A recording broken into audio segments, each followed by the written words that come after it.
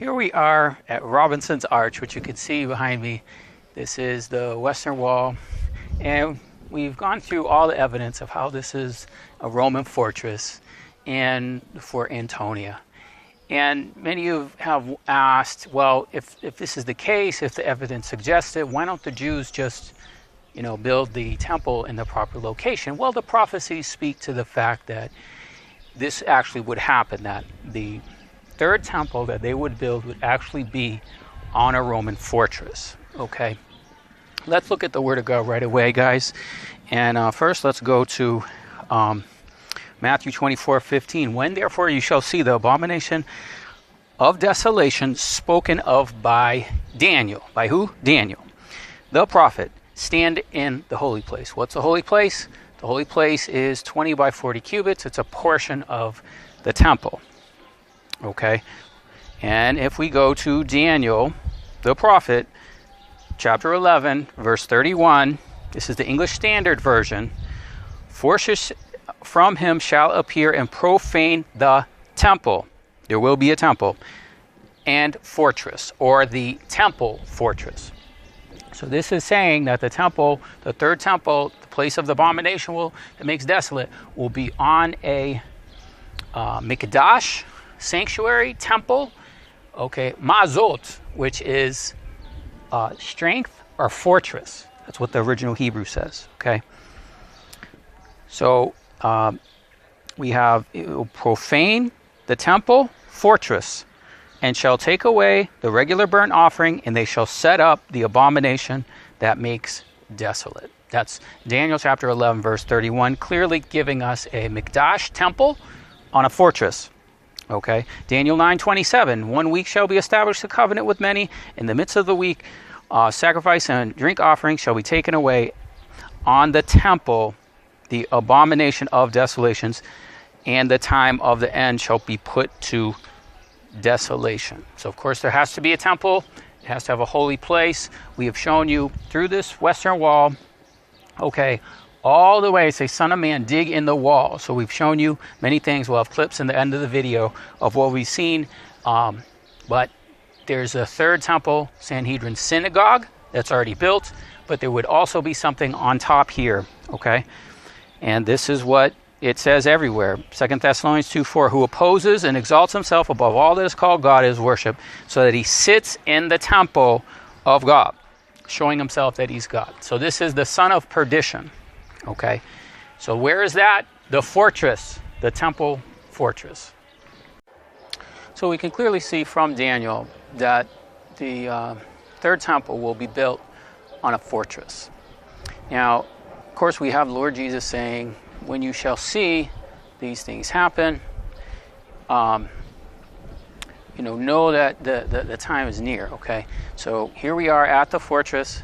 You can see it behind me. And let's look also at the other prophets. We're going to look at Zechariah chapter 5. Zechariah chapter 5 talks about this woman called wickedness, okay? And what it says is they make for her a house with a base, okay? They make for her a house and a base. Well, the house is the temple for Mystery Babylon. That's the house, and the base is this. Okay, these are the original Herodian stones of the Roman fortress, which are very large, okay? But it's on a base, okay? So, of course, we know the house that we'll build is on a base, because that would mean that there were stones remaining because the rest of Jerusalem was destroyed. So let's look at the verses in Zechariah 5 and their significance to what will happen. Okay, so what does it say in Zechariah 5? Well, in Zechariah 5, we have this woman that sits in the midst of an ephah. And he said to me, this is wickedness. And he cast it, or her, into the ephah. And he cast a lead of weight, a lead on the mouth thereof. Now you may be wondering, what is an ephah? So we'll show you. Okay, this is an example of an ephah that we see in Zechariah chapter 5. It's a container. In the Greek, it's called a pithoi. But these are some examples of some that they've actually found in the Ophel. So we actually see the size, the measurement, and even Hebrew inscriptions.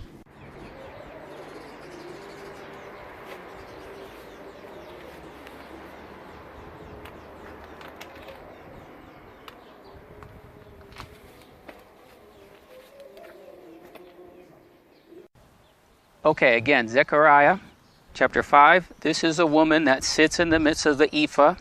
This is wickedness. And he cast it in the midst of the ephah, and cast the weight of lead upon the mouth thereof. Then lifted I my eyes, and I looked, and behold, there came two women, and the wind was in their wings. For their wings had the wings of a stork. And they lifted up the ephah between earth and heaven.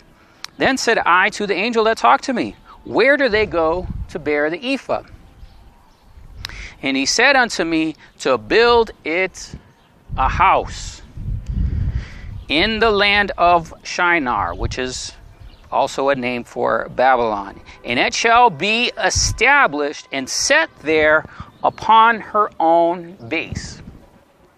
Okay, so clearly in Zechariah chapter 5, we have a woman, Mystery Babylon, and building for her a house and on a base.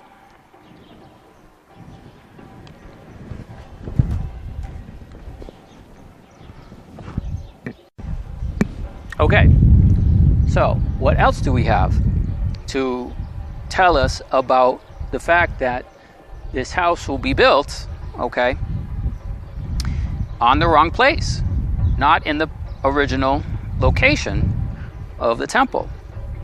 Amos chapter 5 verse 19 says, if a man did flee from a lion, a bear met him, or went into a house and laid his hand upon a wall, a serpent bit him.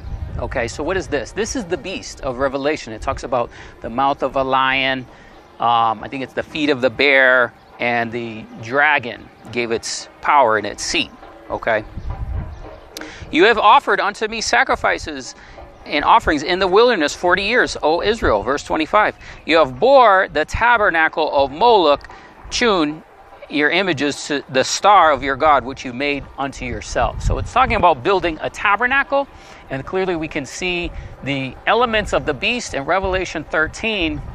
Okay, building that tabernacle to Moloch. Moloch is a cow, and we've told you about the red heifer, and the Moloch also being, they sacrificed their children. They killed their children and sacrificed it to Moloch, which is also like a golden calf or idolatry. Now guys, see this backpack? I'll show you a video where I shared the significance of this backpack. I did something out of obedience to the Most High, where he told me to recite Ezekiel chapter 12 to the wicked and adulterous generation. He told me to, son of man, take your stuff for the day, take your backpack. Okay, he said, go dig in the wall. Okay, we've shown you how we've been digging in the wall, okay, around the fortress to see what is happening underneath, see what is hidden. Okay, so he told us this commandment. At the time, I didn't know what the wall was. I was just doing it out of obedience. It was almost 3 years ago.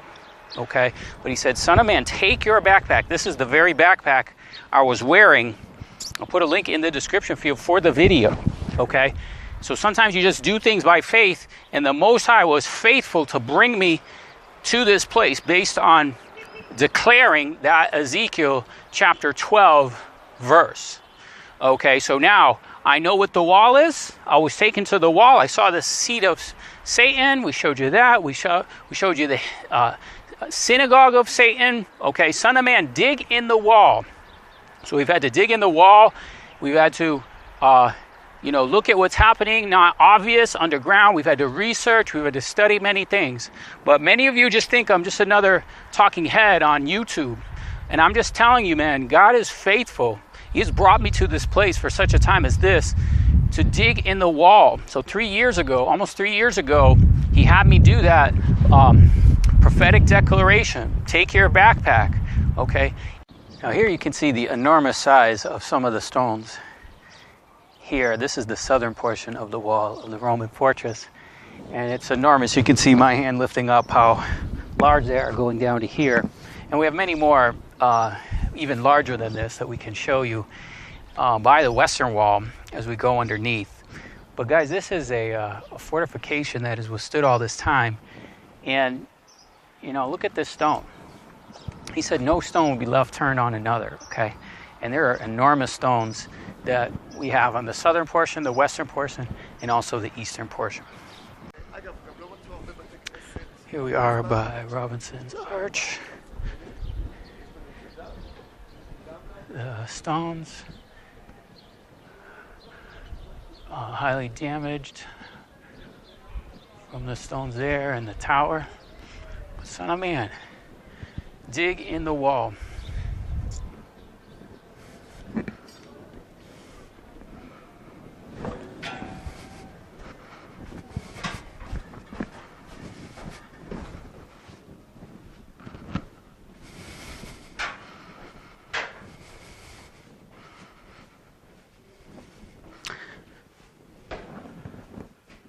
We're down below the western wall.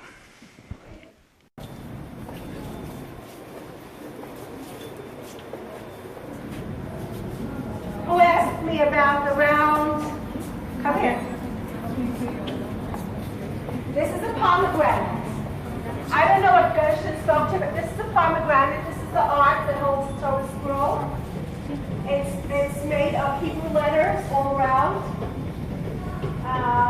White pomegranates, one of the very famous fruits that Israel is blessed with. I just bought a pomegranate in the Shuk Machanim that weighed a kilo. It's 2.2 pounds for one pomegranate. There was one, not one of the big ones. So, and you'll see what I mean.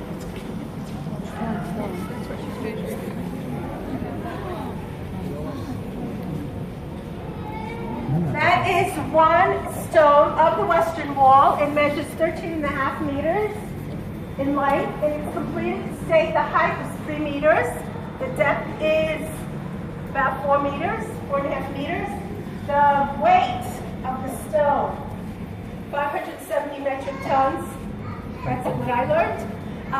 That's about the weight of 2 completely fueled 747 Boeing jets, 450 elephants.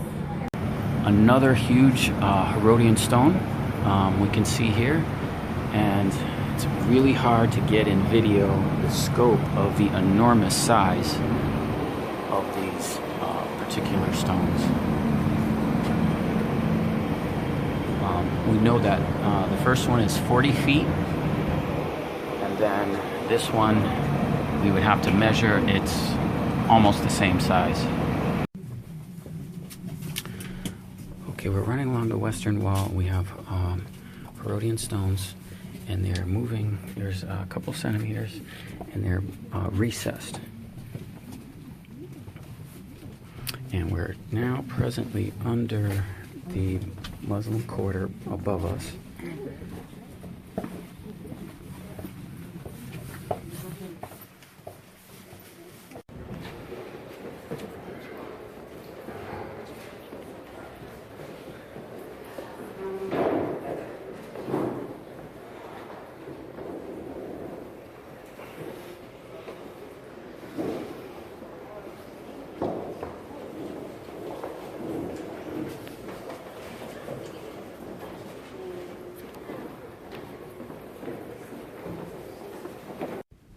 Okay, we're walking along the drainage tunnel, and this drainage tunnel runs all the way down to the pool of Siloam.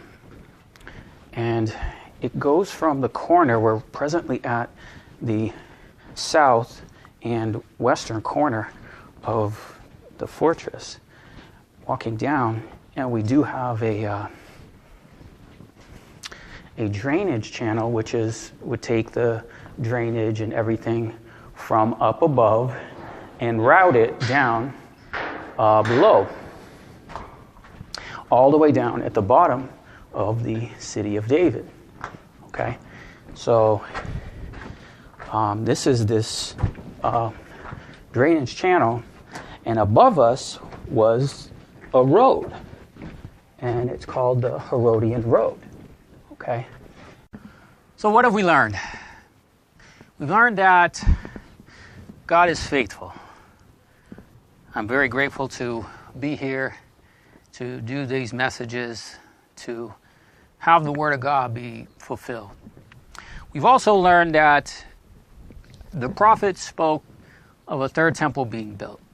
Not only speak of a third temple being built, they said it would be on a base, it would be on a fortress. So that fortress stands today, and we can see the fulfillment of this. So wherever it is, whether it be underground or whatever happens, we're watching, guys. So many things about the third temple are coming into the news. We're sharing all of them with you. The red heifer, the shekel coin, the synagogue. I mean, there's so much information. I can't even remember it all. This is probably video number, I'm not sure. There's a branch going in front of the camera, sorry. But please watch this playlist on the third temple. There's so many things you need to be informed of, guys. That's why we're sharing this information. Many things may happen differently than what we expect, but they're going to happen exactly the way God said. So thank you for watching, and God bless you.